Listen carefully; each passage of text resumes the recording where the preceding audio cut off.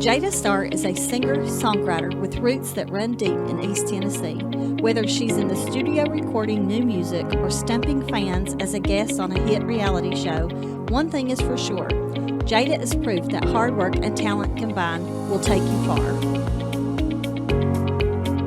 So Jada, I want to thank you so much for coming on my show today. I really appreciate it. And thank you for inviting me to your family's recording studio. This was a huge honor for me to be here and to have you on the show. I appreciate it. Well, thank you for having me, and I'm so happy to have you here. I wanted to show where we like to make music. Thank you. Yeah, it's very homey. I want to start out by saying that it's very homey.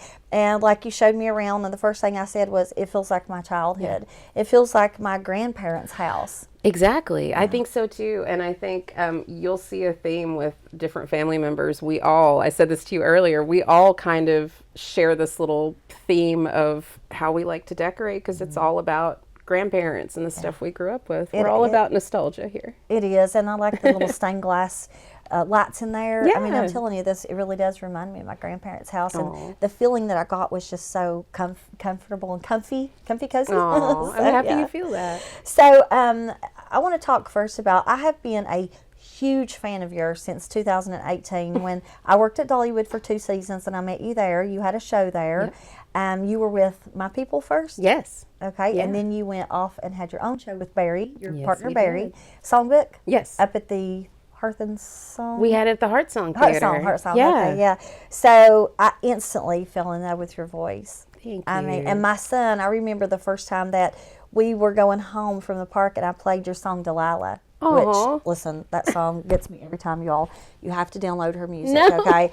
So my son said, Mom, her voice is like honey. Oh. And it is. It's so smooth and just so beautiful. Thank you. And so, yeah, I've been a huge fan since 2018. Well, that means so much. Thank you so much. You're welcome. You're welcome. So, as I mentioned in the intro, you performed at Dollywood. Mm-hmm. So tell me how that all came about. When did you first start at Dollywood? And tell me how you kind of got in there. Yeah, so I started at Dollywood around 2013, I'd say. I was about to go back to college to finish my psychology degree, and my aunt, Dolly, had reached out to me and said, hey, we are putting together a new family show where we can talk about our family and share it with people at the park, and I heard a rumor that you sang, and I'd love to have you be part of the show.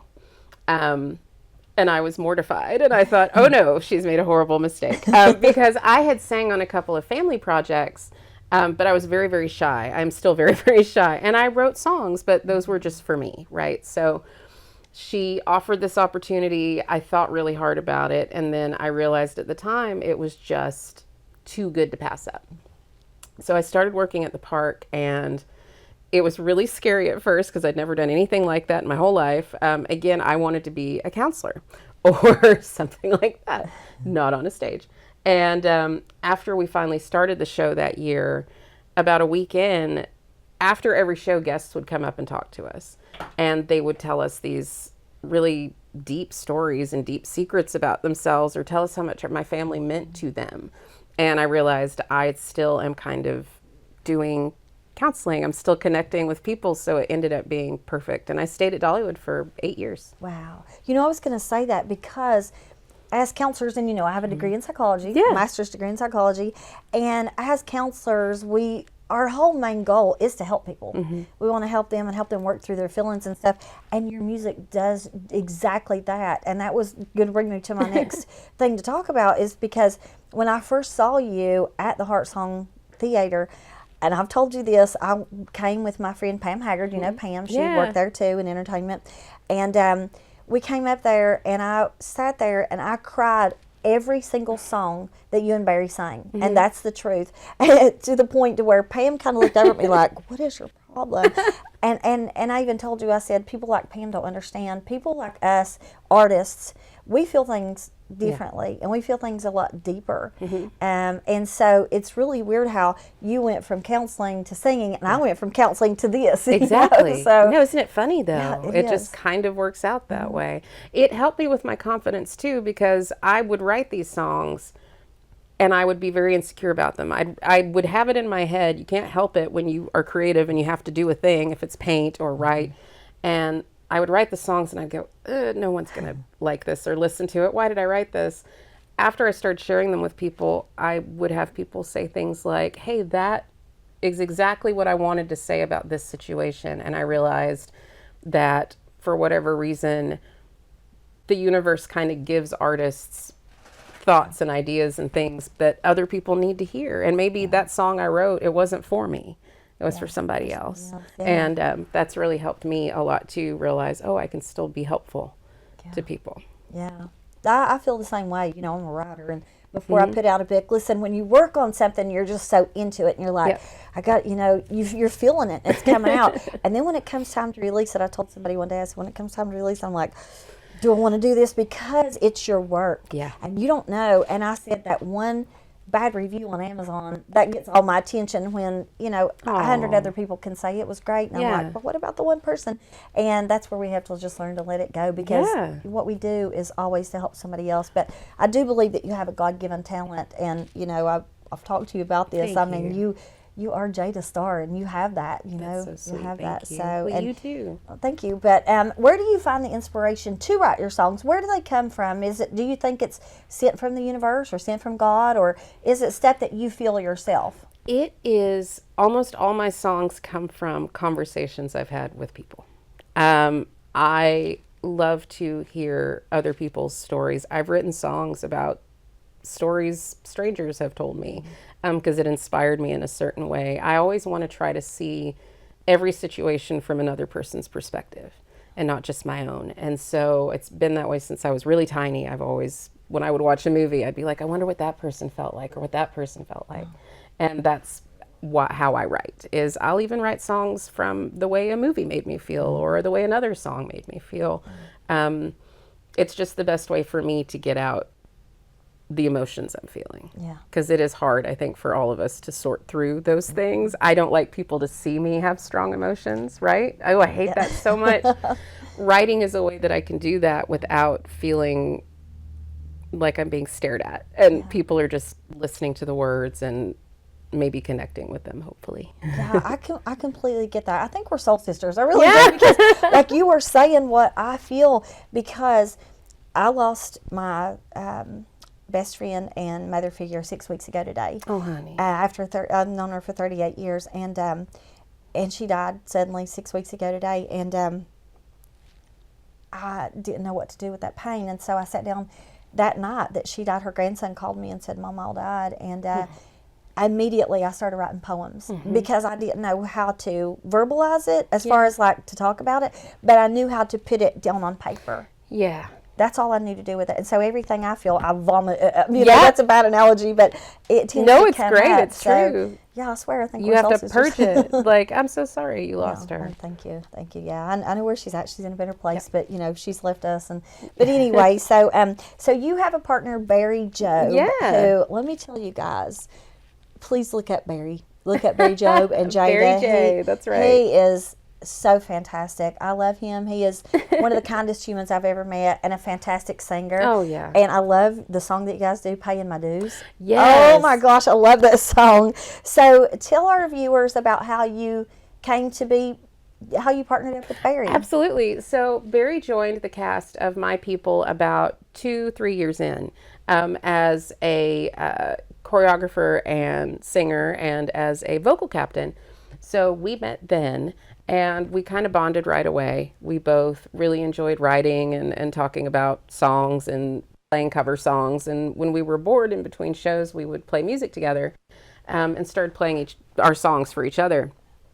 After that, we realized we had kind of a similar style, so we just started writing together and stuff. So Barry's like my writing partner and my duo partner. And he's like my brother from another mother, for sure. And that's what we've always been like. So it's been so nice. And getting to have our own show at Dollywood was so special, Songbook. We were so grateful for that. And then moving here now, we still get to do things as Jada Star and Barry J. I get to do my solo things as Jada Star, and he's working on his solo things too as Barry J, because now we have more room to stretch out and for people to see all the special things he's doing too, because he's Barry J Music on Instagram and Facebook, and he's so much fun to follow. You guys need to definitely follow him. Definitely, yeah, definitely. So I can see, like, although Dollywood was your start and it was fantastic, and listen, I always said the My People show and your show is the best two shows on Park, hands down. I love that. So, but I can see where you would be confined to that, because that's what you did, you know, that was your job, so you did that, and then being out on your own, I can see where you can, like, spread your wings more so and do a little bit more. Right, and at Dollywood, it certainly wasn't confining there, but it is definitely, there's a particular type of style that you need to do and that the guests are expecting to see, and you want to please them and make them happy. And so getting to still do that, but also start kind of spreading my own wings and sharing some songs that may be a little too edgy for Dollywood, you know, at the time, or, you know, growing my hair out, not being blonde anymore, and those things. Like, it's nice to, I think, change. We always change, like, all throughout things. And I agree. And I was going to say that at the park, people do come with an expectation of everything there. I think everybody expects everything to revolve around Dolly. Sure. Because it is Dollywood. Oh, yeah, and why wouldn't you? Yeah, and so, but I also, you know, it's like I say, you're Jada Star. There's more to you than just Dolly or Dollywood. I feel like, you know, That's so I feel like you have such a gift inside of you that hasn't even been tapped yet, or I think people haven't seen it yet. And I'm sorry if I'm, like, out of line by saying this, you're but precious. I really think that people have not seen Jada Star yet. Thank you. Well, that's why I was so scared when they approached me for Claim to Fame. I almost said no about 10 times. Wow. Oh, yeah, because I was scared. I didn't want to embarrass my aunt. I was there. I would have been there because of her. That is a lot of pressure to not. I respect and love her so much. She's done so much for me specifically, for my family, for strangers. Like, she is, like I said on the show when I left, like, she is everything you hope she is, right? But it was her encouragement about the show that helped me do it, where she was like, well, that's good. You've got to be brave and you've got to do scary things. And she said, but if you get scared out there in LA, call me, I'll come get you. Aww. And so I went away for a whole month, away from my husband and my kid and my family, and did this scary thing. We talked about you saying you did scary things, and I started to say yes to stuff, and all these wonderful things started happening. So definitely being on Claim to Fame helped a lot too, because I got to show people a little more of not Dollywood me, which was still me, right? But more of really Jada, like, and how I am, and that I am awkward and I am goofy and I am, I don't know, like an eternal teenager pretty much. But just getting to meet new people and make new friends there was so much fun too. Yeah, listen, there's so much there I want to talk about, because like, I am all about doing the scary things. Like, if I didn't do the scary things, I wouldn't be doing what I'm doing today. You know, just just by chance, my friend, or, you know, Amy, my executive producer, sent me a message and said, hey, they're interviewing for this new station in Sevierville. Why don't you try? I was like, okay. And I told you I'm either too naive or too stupid or too brave for my own good, because if I want to do something, and my tagline at the end of every show is, remember to always dream big, because big dreams do come true. I've lived my life like that for all of my life. And if there's something that I want to do, I think I'm just too naive to, like, realize that it might not work. At all. But, you know, I always say, I don't believe that anything is a failure. I believe things are an experience. Yeah. There's no failures. There's only experiences. Oh, absolutely. And you don't fail until you quit. Yeah. Dolly has been a big inspiration for me with that, with countless people in the whole world with that. But that's always been her advice to all of us is, what's the worst that can happen? Yeah. And that's really the best question I ask myself, is when I do get nervous about a thing, I'll go, what's the worst that can happen? And it's never as bad when you work it out in your head and you say it out loud and you go, oh, the worst that can happen is they say no. Yeah. Big deal.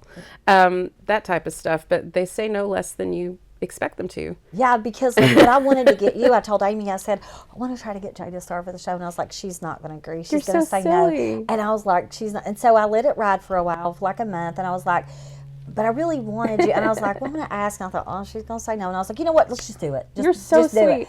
I'm so glad you did that, though, because like I love getting to talk to people about my family. I love getting to talk to friends about stuff. I don't know. I just love to talk to people. Yeah, well, I appreciate you saying Of yes. I mean, course. I was scared, like, but so we have to sweet. do it afraid. We just have to do it And afraid. you came all the way to Nashville. Yeah, but listen, crazy. I would have went to California to talk to you. I mean, seriously, like You're so I'm that big of a fan of yours. I've always loved you since Thank you. 2018 when I first heard so you sing. much. So I and I still have that picture on my phone. Like I've cleared off a ton of pictures from my phone, thousands of pictures, but I keep that one of me and you and Barry. Oh, when and I you had have the to blonde show it. hair, and I'll have to show it on the show. So yeah, but so your music has been described as a mix of Sugarland and Fleetwood Mac, and your album Long Way Home shows that diversity.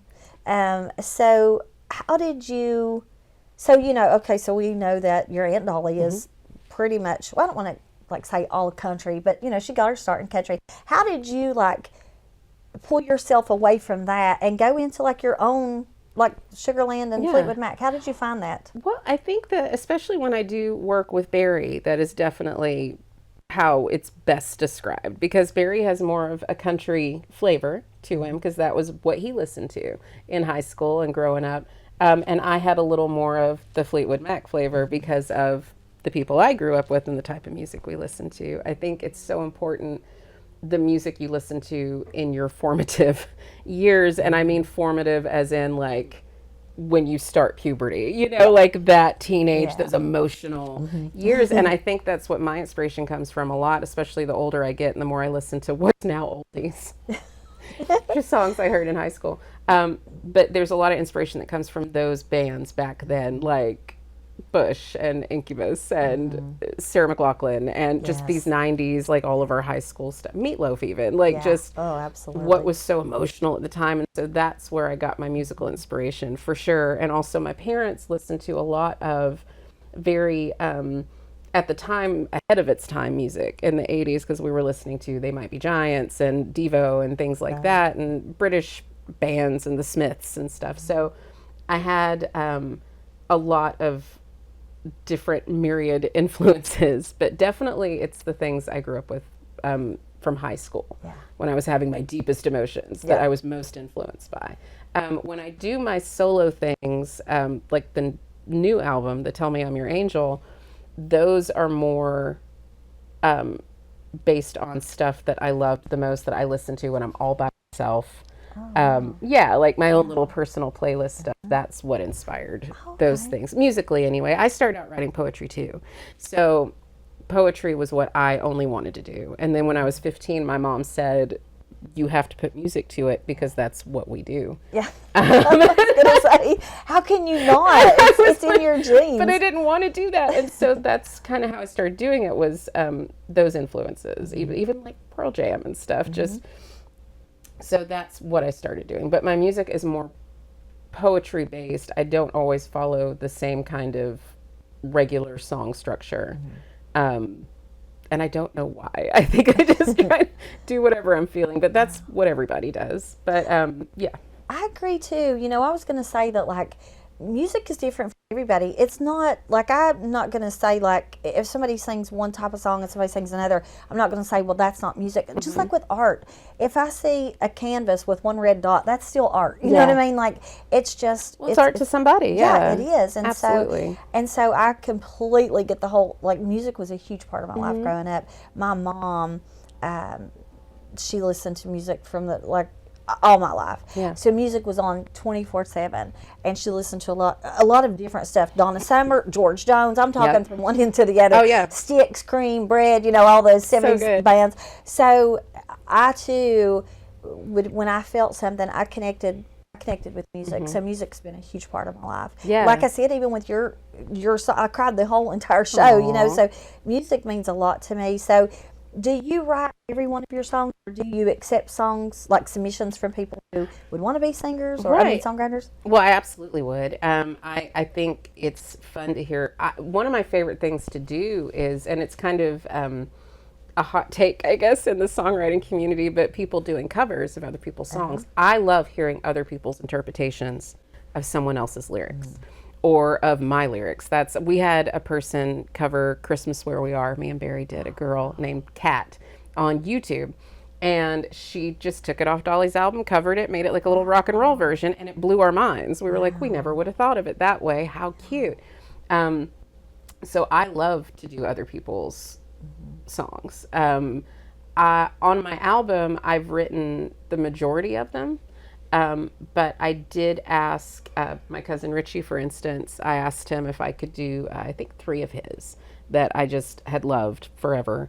And he was very sweet and he let me do them on there. That's Who I Am and My Friend and With Our Hearts. Those are ones that Richie wrote. The other ones I wrote. For the most part, I write and sing my own stuff, but I'm always open to someone else's words if they speak to me. And like when Barry and I write, we write for ourselves, intending us to sing it.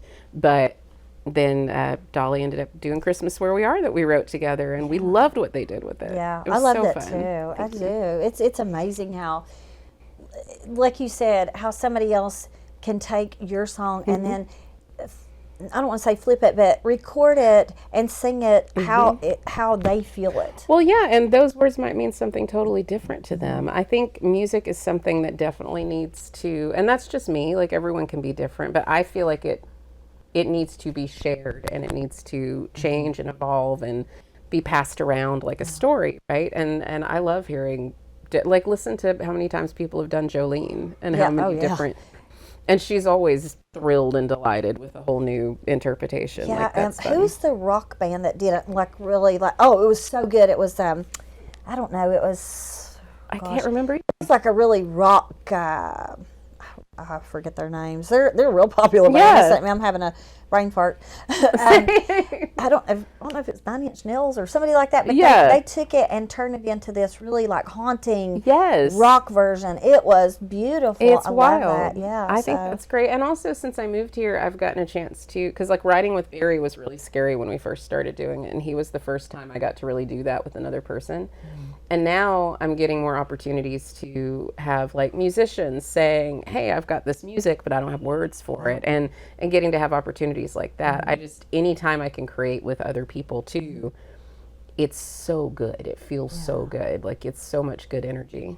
I wrote a song back in 2018 about, well, somebody you know, my friend Sharon from Dollywood. Yeah. She had come into work one day, and you know Sharon, she's this such a sweet little Christian lady, and you know she has this long gray hair and she's so humble and stuff. Well, she came into work all dressed up one day, and we all were in Dolly's closet. We turned and looked at her and went, what are you doing? She had on this polka dot shirt and this polka dot headband, and she had a little bit of lipstick on. You know, she never wears makeup, and I was like, and so I wrote a song about her.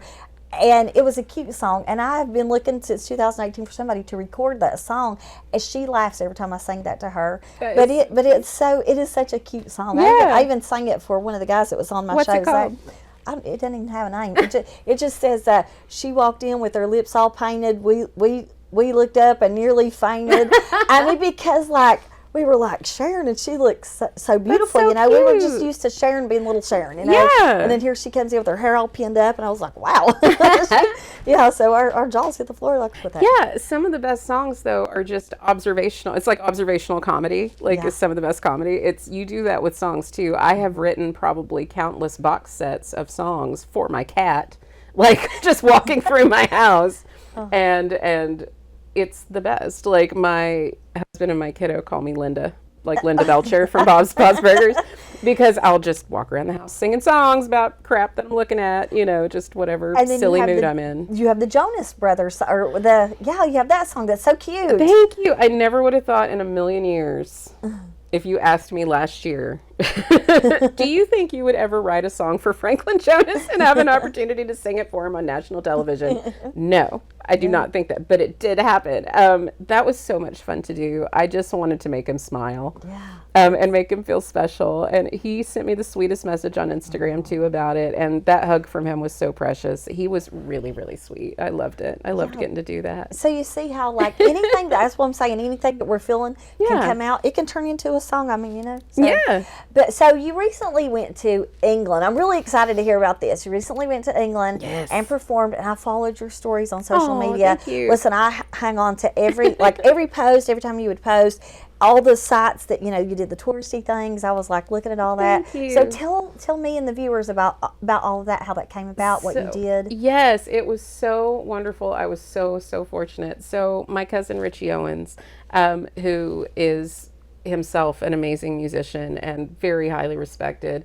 Over in the UK, he's also very popular with Richie Owens and the Farm Bureau. So his band was invited to perform at the Crop Ready Music Festival this summer, and like a good, sweet, precious cousin and mentor, which he is to me, he invited me to come along. He said, why don't you come with me? And you can bring your family, you can sing some of your songs during my set and sing some backup for me. And then he invited my cousin Rebecca to come, and we had this, it was our own traveling family band. We flew out to the UK in August. We performed in front of 20,000 people at the Crop Ready Festival. It was unbelievable. It was so much fun. I got to sing off to the side for a little piece for BBC Radio Oxford, which was amazing. I got to sing Keeper of My Heart acoustic for that.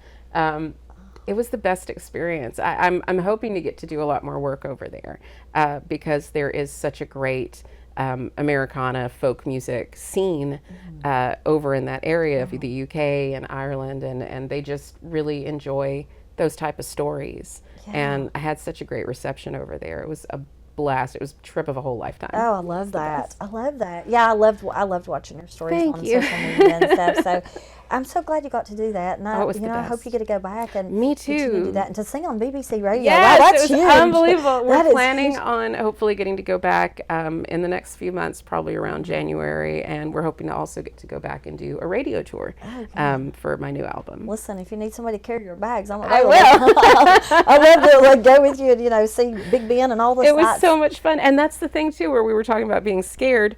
I'm terrified of flying. Oh wow. But I kind of just sucked it up and went on faith and said, you know what, if I don't do this, I'm never going to get to see anything. And I'm just going to have to trust. And I did. And it was perfect. And my 16-year-old had the time of their lives. My husband had it was magical. We had the most wonderful time.